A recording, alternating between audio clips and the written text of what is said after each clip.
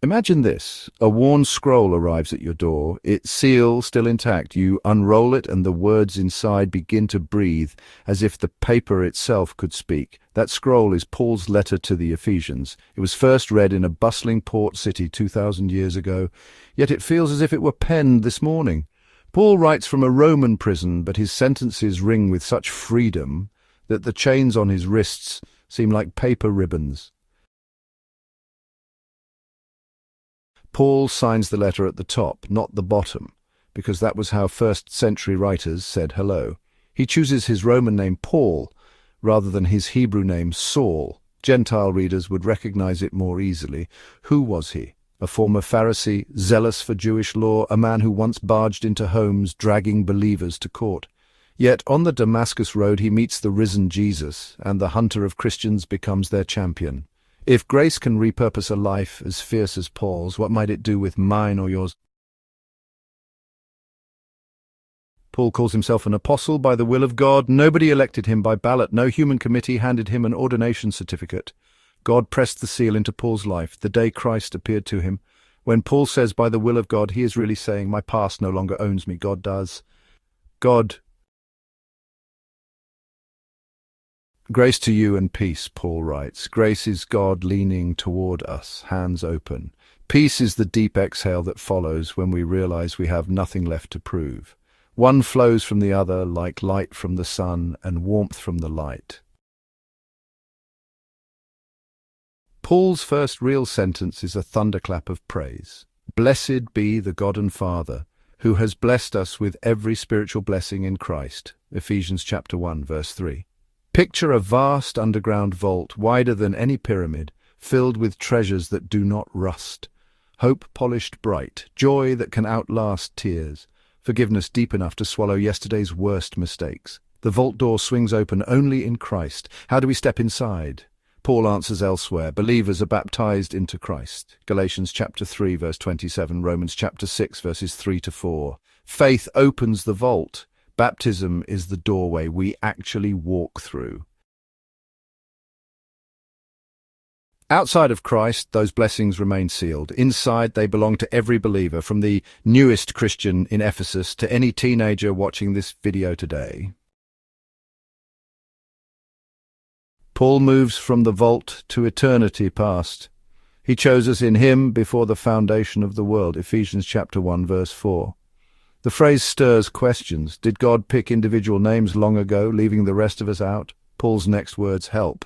We were chosen to be holy and blameless. Think of a rescue ship anchored offshore, its bright lights cutting through the night. Long before the storm started, the owner decided the ship would save anyone willing to climb aboard. The ship, not a secret passenger list, was chosen. Anyone who rejects the ship rejects the rescue, but everyone is invited. Paul's aim for us is holy and blameless. Holiness is not sterile perfection the way a hospital smells of bleach. Holiness is a warmth, a clean fire that burns away everything counterfeit so that what remains is truly yours and truly God's. A holy life is not sinless, but it is sin-sensitive, quick to confess, quicker still to keep walking in the light, as mentioned in 1 John chapter 1, verses 7 to 9. Paul lets us peer deeper into the treasury. He predestined us for adoption to sonship through Jesus Christ, as stated in Ephesians chapter 1, verse 5. In Roman law, an adopted son gained all the rights of a natural-born heir and could never be disowned. Picture a courtroom. The gavel strikes and the judge declares the adoption permanent. The child's old debts vanish. His new name is written into the family record. God's adoption works the same way, yet the fee is paid not in coins, but in Christ's own life. Why does God do any of this? Paul's refrain repeats, to the praise of the glory of his grace, as found in Ephesians chapter 1, verse 6. Grace is the melody that runs underneath God's whole plan. Like background music, you do not notice until it stops. Then you realize everything felt empty without it. Paul unpacks another jewel. In him we have redemption through his blood, the forgiveness of sins. Ephesians chapter 1, verse 7. First-century readers knew the slave market well. A slave's freedom carried a price tag. Jesus pays your tag with his own blood and hands you the receipt stamped tetelestai, paid in full. Cf. John chapter 19, verse 30. Mark chapter 16, verse 16 puts the response plainly. Whoever believes and is baptized will be saved.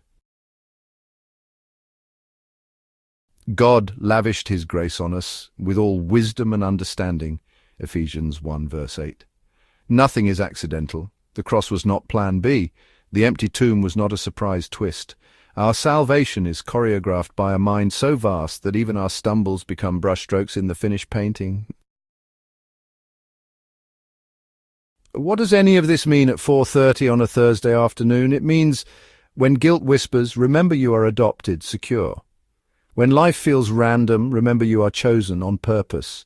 When temptation shouts, remember you are redeemed, expensive. When cynicism says nobody changes, remember Paul from enemy to apostle. The blessings of Ephesians are not distant theories for dusty scholars. They are ready-made tools for everyday life. You can pray with more confidence because grace is the ground under your knees. You can forgive others because your own sins have been hurled into the ocean of God's mercy. Paul's ink dries, but the letter still speaks. The vault of every spiritual blessing is open. The question is never whether God is willing. The question is whether we will enter in Christ and live like sons and daughters of a king who spared no expense to make us his own. If Paul could write such soaring words from prison, what might we write, sing, or do from the freedom Christ has purchased for us? The scroll is yours now. Open it, believe it, and let its truth reshape the story you tell with your life.